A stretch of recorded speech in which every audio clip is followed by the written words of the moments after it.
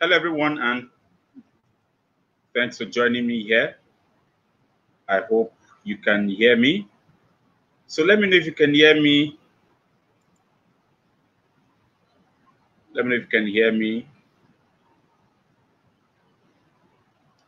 It's a great honor and great pleasure to be with you all today and especially tonight. And I'm hopeful that this is going to transform how we handle the end of a relationship or the end of our marriage relationships. It's my earnest expectation and pray and hope, right? And prayer that we would become better persons afterwards and not dwell on the things that have made us look bad or the things that have happened to us over time. Trying to set my lights. Drop a comment for me if you can hear me. Let me know. Just type something, say hello or something. Let me know if you're with me tonight. Excited to be here. Pumped up. Waiting for you all.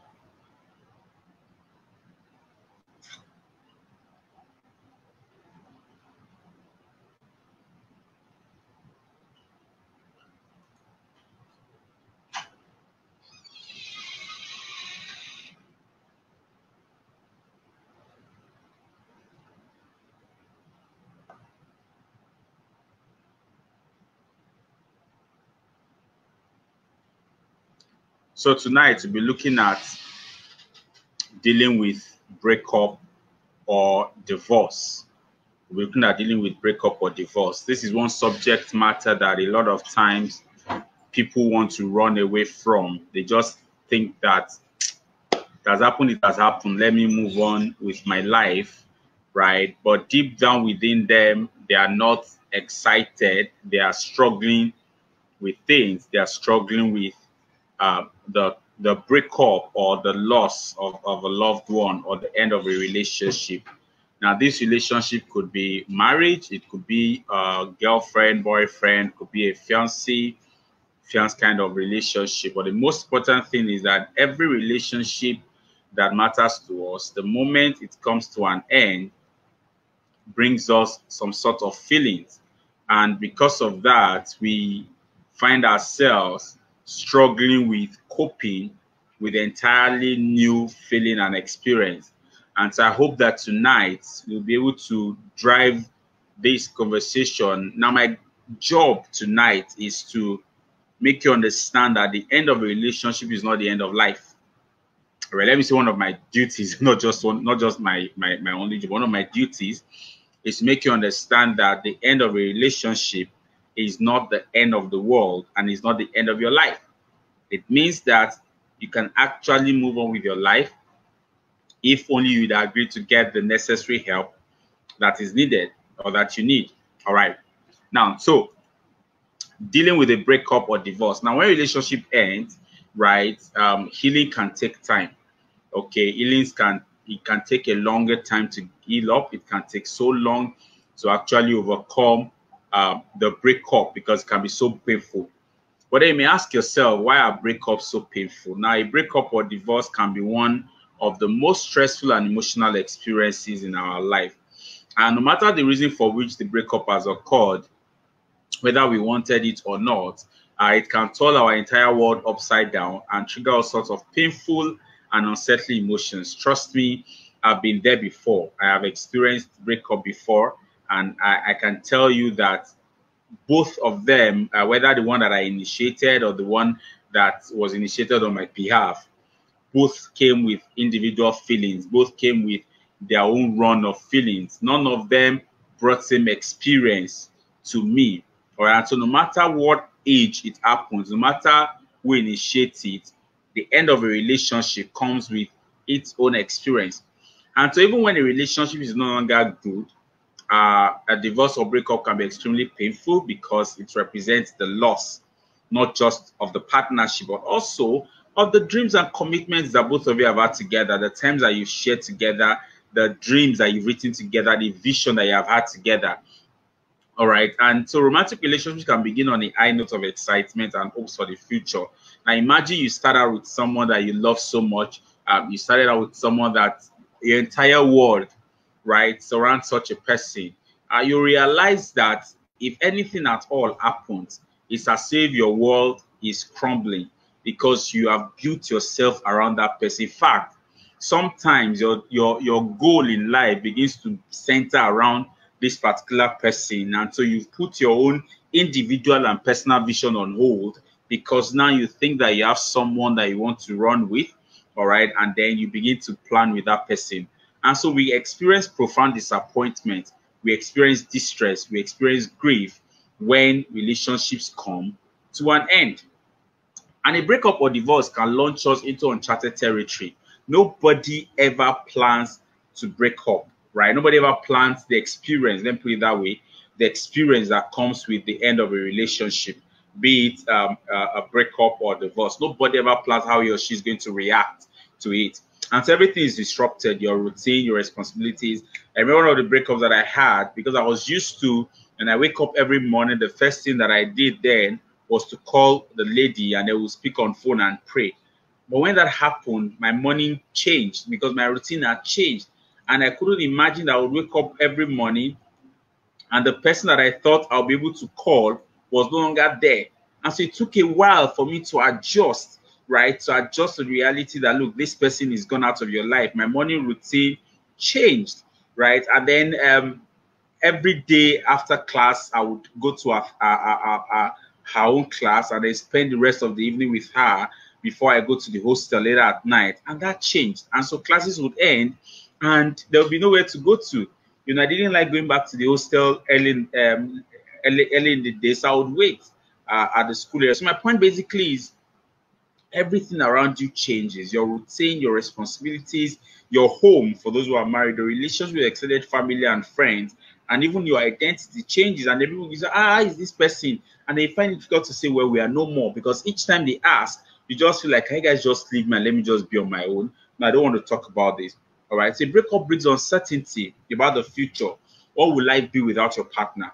Will you find someone else? Will you end up alone? Will any other person treat you the way this person has treated you? Who would love you the way this person has loved you? So this pain, this disruption, uncertainty means that recovery from breakup or divorce can be difficult and can take time. However, one key thing that you need to remember is that it is important to keep reminding yourself that you can get through.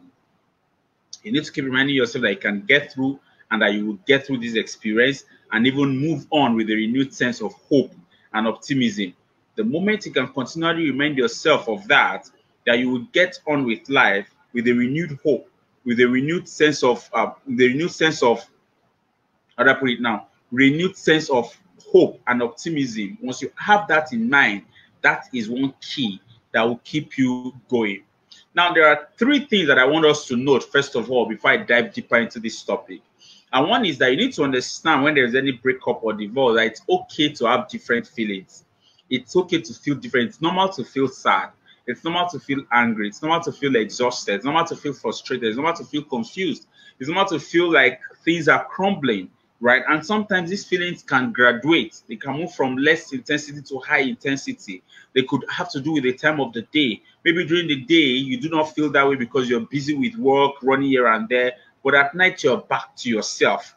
Every other external person is removed from you, and then the reality dawns on you. It's fine when these feelings come. It's normal.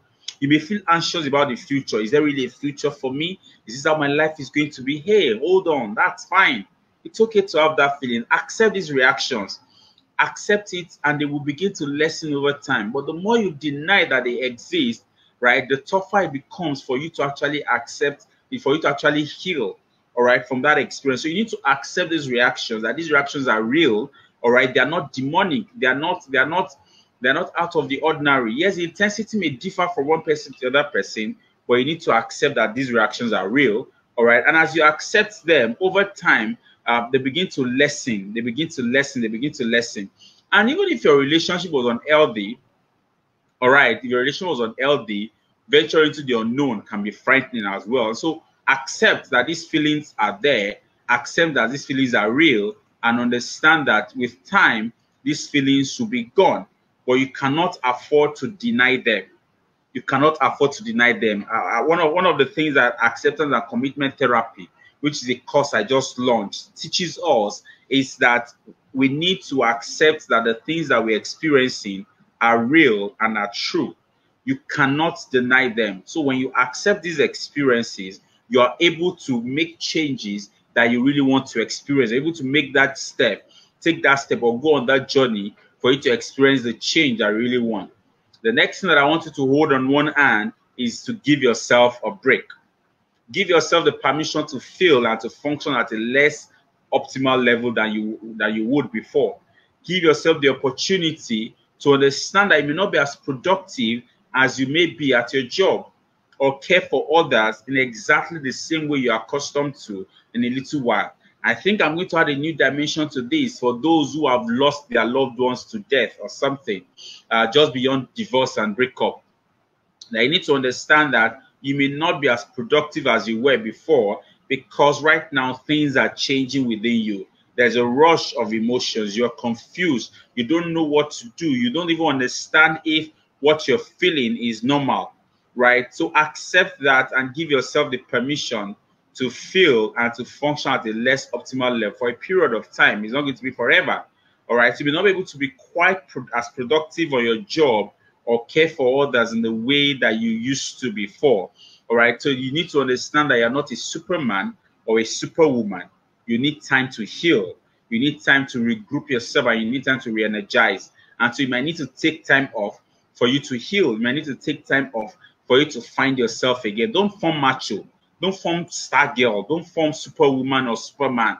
No. Take that time out, all right, for you to actually heal and feel yourself again. And the next thing, which is the final one on this one of you, things that you need to take note, is that you don't have to go through this alone. Share your feelings with friends and family that can help you get through the period. One of the things that I've seen most times when people experience breakup or they experience divorce or the loss of a partner is that they think that they don't want to bring an external person into what they are feeling. Come on. You were not created to be an island. You were not created in isolation. You're a social being. I say this always. You are a social being. You are created to interact with human beings. You are not created to live all by yourself. You are created to interact with people. You are created to experience love. You are created to experience emotions. You are created to experience the things that people would experience. And so you don't have to go through this all alone. You have friends who would always want to be there for you. I remember many years ago when my mom passed on, one of my dad's friends came to spend the night in our house. He would go, and then every night he would come for, I think, a week or thereabout and spend that time with us. And so you need to understand that no matter the kind of loss that it is, you need to share with people. Consider joining a support group. There's anyone where you can talk to others in similar conditions or similar situations. This group might be in your church. You might talk to friends who know about them at work. I mean, could even be your community. The most important thing is the fact that you're able to share what you're going through with others allows you to, I'm looking for the right word to use, allows you to shed some of your burden, allows you to take off some of the burden that you're feeling, some of the emotional weight that you're carrying. Because isolating yourself can raise your stress levels. It can reduce your concentration and get in the way of your work and other relationships and your overall health. All right. If you stay in isolation, it can increase your stress levels. It can affect your overall health. And so you need to understand that you need to get out if you need the help. Talk to people who can help you. Talk to friends and family members who can help you. So let's get down to business quickly. What are some of the tips that I have for you today when these things happen? Number one major tip is allow yourself to grieve the loss of the relationship. Like I said, allow yourself to grieve. Don't form macho. If you want to cry, cry. Grief is a natural reaction to loss, and the breakup or divorce of a love relationship is multiple, right? It involves multiple losses. 3 losses that are involved when you lose your relationship or a divorce. 1, there's the loss of companionship. and shared experience. That is a different thing when you know that this person is no more. It's tough for when you know that this person is somewhere, right? Probably the person is already with someone else. And so there's a loss of companionship and shared experience, which may or may not have been consistently pleasurable, but it's still there, right? If you're married, you have shared your bed with this person for quite some time. All right, this person knows how to get you to do things, has in quotes your mumu button, right? And so there's that loss of companionship. You sit there, probably look at the wall, and then you see the pictures they have taken together, the trips that you have made together. And so that is there. The other one that is there is the loss of support. The loss of support. This could be financial, could be intellectual, could be social, could be emotional. You have lost, there's that sense of the loss of support. And the third one is the loss of hopes, plans, and dreams. Like I said earlier, you have planned things with this person. All right, you have planned things with this person, and all of a sudden, it's as if your world is crumbling. It's like things are falling down. So you need to allow yourself to feel the pain of these losses, which may be scary, right? But you need to allow them to come. You need to take in the feeling. You may fear that your emotions will be too intense to bear, or that you'll be stuck in the dark place forever. But you need to remember that grieving is an essential part of your healing process. The reason why years after, people are still where they are after the loss of a loved one or a lost relationship, or a loved relationship, is because they denied the fact that they are hurting. They have denied the fact that they are grieving. They do not give themselves the permission to grieve. And so they form hard guy. They form big guy. And sometimes they fall into the trap of going on into another relationship and then mess up. Allow yourself to grieve. The pain of grief is precisely what it helps you to do. It lets you let go. It allows you to let go of the old relationship and move on. All right. And no matter how strong your grief, it won't last forever. That's one thing that I need to tell you. No matter how strong your grief is, it will not last forever. It's just going to be for the time being. You will not grieve forever. You need to know that you're not going to grieve forever. I need to repeat that. You are not grieving forever. It's going to be just for a while. So allow yourself to grieve. Now, while under allowing yourself to grieve the loss of a relationship, let me share some salient points with you. So what I've done is I have some major headings, and under each of those major headings, I have some nuggets, some tips that I can go with. One is don't fight your feelings, right? Like I said, it's normal to have lots of ups and downs and feel many conflicting emotions, including anger, resentment, sadness, relief, fear, and confusion. Don't fight them. All right, don't fight them. Identify and acknowledge these feelings, okay? While they may be painful, when you try to suppress or ignore them, you are only moving your grieving period ahead of you. You will come back to that grieving period. You still come and grieve again. All right, so accept it at that point in time and just allow the feeling. Don't fight it. This next thing is talk about your feeling. Like I said earlier, it's okay to talk about your feeling, even when it is difficult. All right, open up about them, talk about them. All right, if you want to keep a journal, but let them out. Don't just keep them inside you. Now, number 3, remember that moving on is the end goal. Always remember that. The end goal is not for you to remain where you are. The end goal is for you to move on. And so expressing your feelings will liberate you in a way where it is important not to dwell on the negative feelings or to overanalyze the situation. Don't get stuck in the hurtful feelings of blame. Don't get stuck in the hurtful feelings of anger. Don't get stuck in the hurtful feelings of resentment, because it will rob you of the valuable energy and prevent you from healing and moving forward. So I'll take that again. Expressing your feelings will liberate you. So don't keep them. All right. Remember that the goal is for you to move on. Also, remind yourself that you still have a future. The loss of a loved one, the loss of a relationship, the end of a marriage doesn't mean that you don't have a future anymore. That was just a chapter of your life. You can write an entirely new and brilliant chapter if you can remind yourself that you still have a future. And of course, know the difference between your normal reaction, all right, to a breakup and depression. Now, don't Grief can actually paralyze, can be paralyzing after a breakup, right? And then for a while, the sadness begins to lift, okay? Day by day, little by little, month on month, you start moving on. But you need to also know that when you're not feeling that forward momentum, when you're not feeling that you're moving on, when it's clear to you that you can't feel that you're making a headway as to moving forward, wake up. You just might be suffering from depression at that point in time. Know that I use the word might because it is not cast in stone. But you need to understand that grieving is not forever. It's for a while. And then day after day, you begin to find that your sadness is lifting day by day, month by month. But if you cannot sense this, then you need to understand that there's a problem somewhere. And then you need to cry out. All right? So you need to understand the difference. Now, I understand that if in the marriage there were kids, it's a different ball game entirely. All right, because if mom and dad split, a child can feel confused, a child can be angry and uncertain, as well as can be profoundly sad. All right, and so as a parent, you need to help your kids to cope with the breakup by providing stability, right, and attending to their needs with what? A reassuring and positive attitude.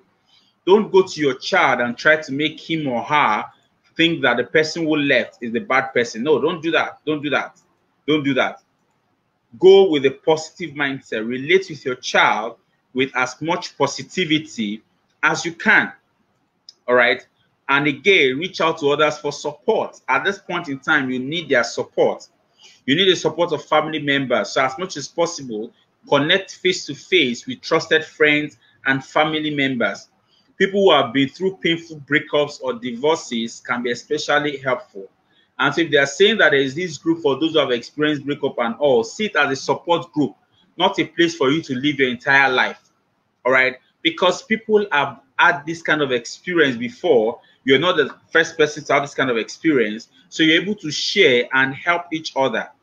But again, let me also say that the moment you see that you are healed and you're feeling good, you should decide to leave, right? So that you don't begin to have that come over and over again. Frequent face-to-face contact is a great way to relieve the stress of breakup and regain balance in life. Secondly, spend time with people who support you, people who value you, and people who energize you. Don't just spend time with just any kind of person. Spend time with people who support, who value, and who energize you. People who care about you. As you consider to reach out, choose wisely. Surround yourself with people who are positive, people who truly listen to you, not those who, before you land, they would have told you what your problem is and why you're not listening. For a while now, I've been going through the study of Job, all right, during my devotion. And each time I read a particular chapter, I'm baffled at the way Job's friends were thinking. Sometimes you think they were trying to help him, but some other time they are making his condition worse because they are not even agreeing with him, anything that he's saying, right? So you need to look for people, all right, who are positive, listen to you, because it's important to feel free, all right, to be honest about what you're going through, all right, without worrying that you're going to be judged, criticized, or told what to do. So you need to find people who would listen to you, who would value you, and who would help you gain the energy that you need. You can't afford to throw energy around at this point, at that point of your life. You need as much energy as you can get. Next is you need to get outside help if you need it. I think I've said that earlier. If you need to get help, then go out and get outside help.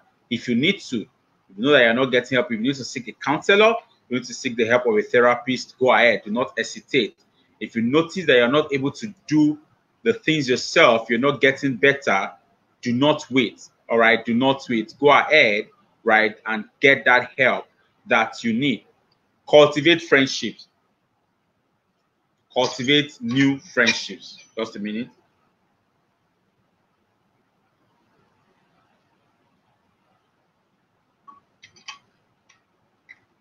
You need to cultivate new friendship. If you feel like you have lost your social network along with the breakup or the divorce or something, make effort to meet new people.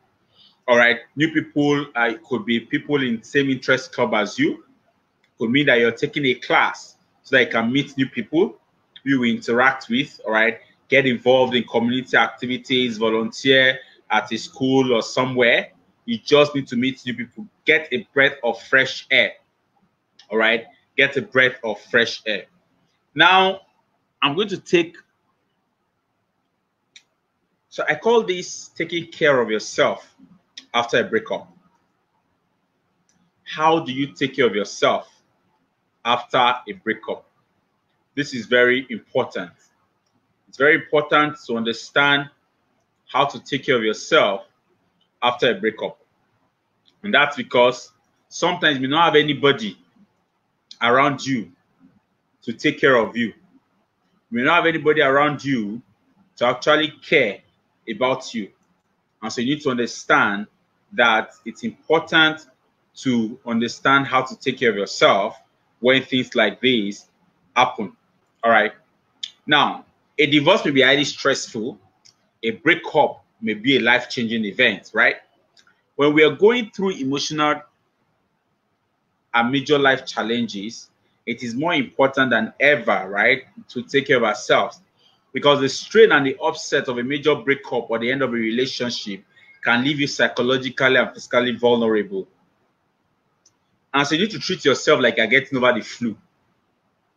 You know how you take care of yourself when you have flu? Kata and kata. When you have kata, yeah, something like that, that flu. How you take care of yourself, how you want to get as much attention to yourself as you want to do that. Get plenty of rest, all right? Minimize other sources of stress in your life and reduce your workload if possible. I have said 3 to 4 things. Get plenty of rest. Minimize the sources of other sources of stress in your life. Reduce your workload if possible. Treat yourself as though you are getting over a flu. Learning to take care of yourself can be one of the most valuable lessons you will learn following a breakup. Nobody will tell you sometimes to take care of yourself. Sometimes you need someone to tell you, but don't wait for someone to tell you, right? Because it can make you to be psychologically and physically vulnerable. And you don't want to be vulnerable. You don't want to fall into the trap, right? You don't fall into the trap of people taking advantage of you. You see, let me paint a picture of what a breakup or divorce can bring to you. It weakens you. It weakens you. It crushes you. If care is not taken, it changes who you are completely. And you don't want that to happen to you. And so you need to understand that you're going to have changes within your life, which is why you need to take care of yourself. All right? And as you feel the emotions of your loss and you begin to learn from this experience, you must resolve to take care of yourself and make positive choices going forward. The choices matter. Some of those choices that you need to make might include eating healthy or eating well, sleeping well, and exercising. These 3 decisions you would have to make: eating well, sleeping well, and exercising. When you're going through the stress of divorce or breakup, healthy habits easily fall aside. You throw caution to the wind. Sometimes you find that people give into drinking. Sometimes they give into some lackadaisical or nonchalant behavior, irrespective of where they have been before. You're surprised sometimes at what people are doing, and you're like, what happened? Your morals, where are they? You might also find yourself not eating at all, or you find yourself overeating, or you find yourself eating your favorite junk foods. Exercise might be very hard to fit in because of the added pressures at home, and sleep might be elusive as well. In case you're listening to me or you will listen to me later and you're having issues with sleep, I have a course on sleep. Sleep disorder is a major mental health problem. If you're having problems sleeping, you need to seek help, right? But you see, you need to understand that these choices that you have to make is because you need them for you to move forward. All right. All the work that you are trying to do to move forward will be pointless if you don't make lifelong healthy choices, lifestyle changes, healthy lifestyle changes, right? You need to make some healthy lifestyle changes. Otherwise, everything that you are trying to do for you to move on will be effort in futility. And so it can be difficult to see it when you're going through the painful breakup, especially and in times of emotional crisis. But you see, there are opportunities for you to grow and learn during that period. You might be feeling nothing but emptiness and sadness too at that point in your life.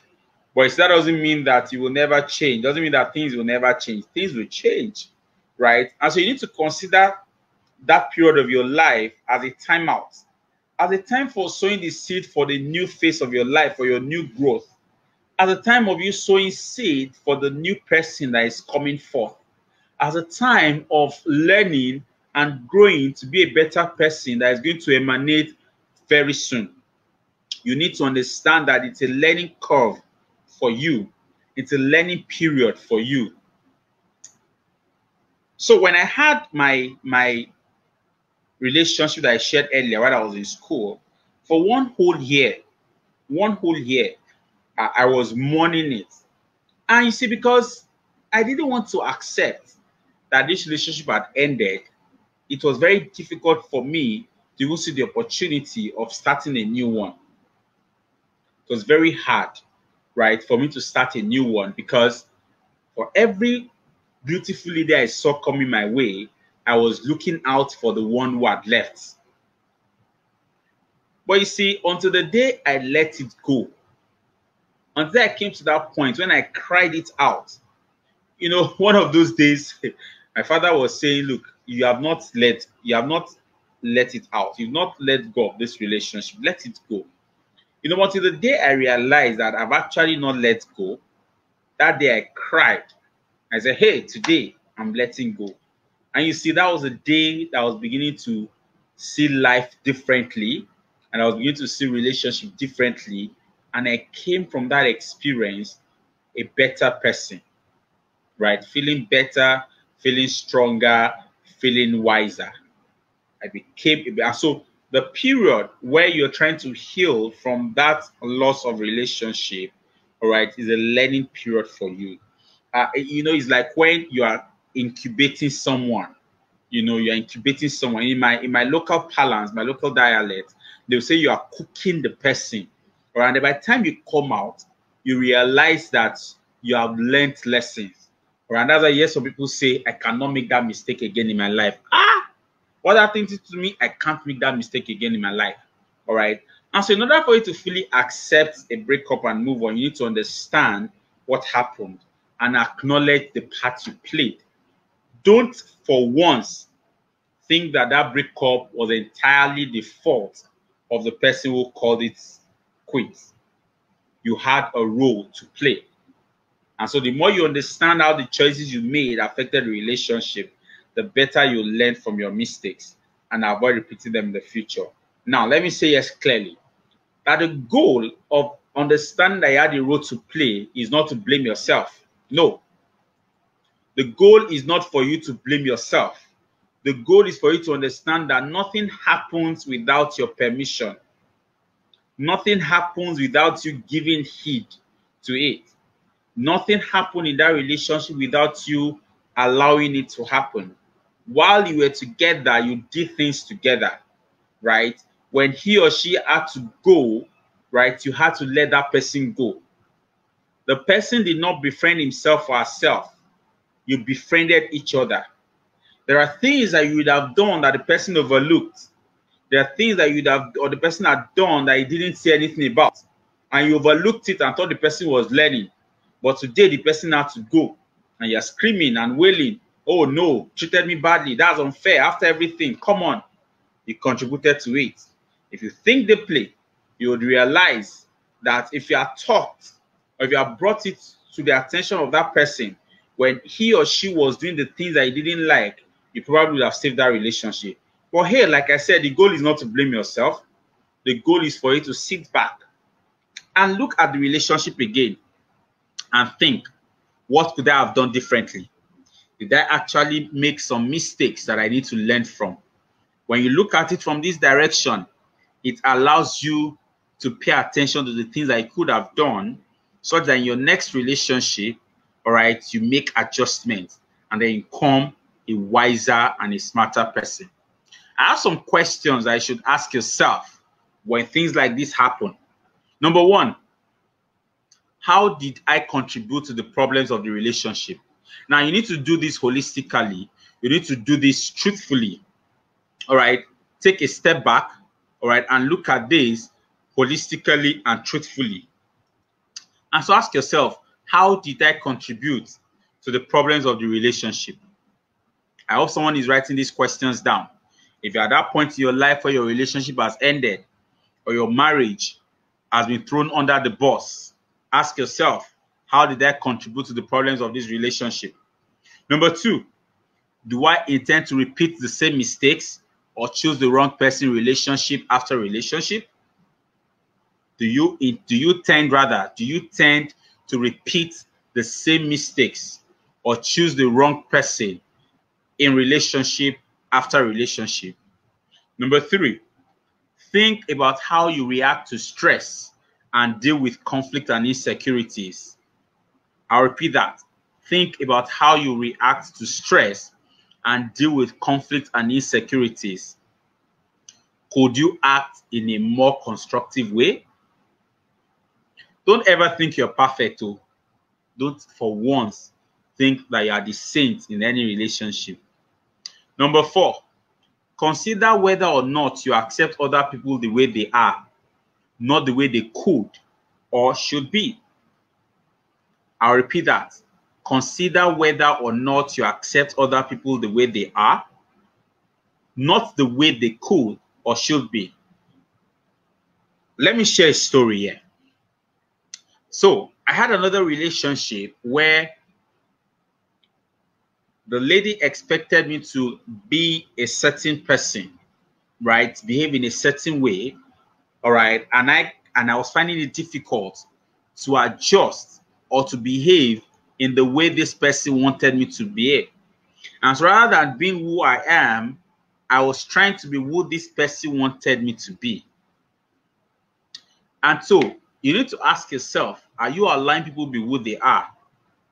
I've also had people where I wanted them to be who I wanted them to be rather than who they really are. Trust me, no relationship exists like that. Let people be themselves. If they will change, they will change themselves because they are seeing a change in you yourself. So you're going to be the one that would help them change, not force the change on them. And of course, number 5 question, examine your negative feelings as a starting point for change. Are you in control of your feelings or are they in control of you? So I'll take the 5 questions again because they are very important. Number 1, step back and look at the big picture. How did you contribute to the problems of the relationship? Number 2, do you tend to repeat the same mistakes or choose the wrong person relationship after relationship? Number 3, think about how you react to stress and dealing with conflict and insecurities. Could you act in a more constructive way? Number 4, consider whether or not you accept the other people the way they are, not the way they could or should be. Number 5, examine your negative feelings as the starting point for change. And ask yourself, are you in control of your feelings or are your feelings in control of you? You see, you would need to be very honest with yourself while answering these questions. And you need to be very honest with yourself if you really want to heal. Try not to dwell on who is to blame or beat yourself over your mistakes. As you look back on the relationship, you have an opportunity to learn more, all right, about yourself and how to relate to others and the problems you need to work on. And to be able to objectively examine your own choices and behaviors and the reasons why you chose your former partner, right? Be able to see where you went wrong, okay, and then make better choices. The greatest mistake you can make, all right, when relationships go bad is to conclude that the person who called it quits, right, is the entirely wrong person and think that you never had reasons to have been wrong. They never had reasons to have messed up or that you never messed up. That will be a great disservice and you won't be helping yourself. As I conclude, let me share with you some tips, some self-care tips. During this process, if you can practice these tips, they are self-care tips, you'd realize that things will not be as hard as they might have been for some people. The first one is make time each day to nurture yourself. Help yourself heal by scheduling daily time for activities you find calming and soothing. Spend time with good friends. Go for a walk. Enjoy nature. Listen to good music. Enjoy a hot bath. Get a massage if possible. Read a favorite novel. If you can't, take yoga classes. Take a warm cup of tea. Just spend time with yourself. Take care of yourself. Nurture yourself. Focus on yourself. Nurture yourself. Number 2, pay attention to what you need in any given moment and speak up to express your needs, right? Pay attention to what you need at any point in time and speak up to express your needs. Honor what you believe to be right and best for you, all right? Even though it might have been different from what your ex or others want, but you need to honor what you believe is best for you and is right. Say no without a guilt or without a sense of guilt or anger as a way of honoring what is right for you. When people bring suggestions your way and you know it's not right for you, don't be afraid to say no. Don't be shy to say no. Say no with your chest. Say no like you mean it without any sense of guilt. You know why? Because you know that it is not right for you. Number 3, stick to a routine. Now, a divorce or relationship breakup can disrupt almost every area of your life. It can amplify your feelings of stress. It can bring about your feeling of uncertainty and chaos.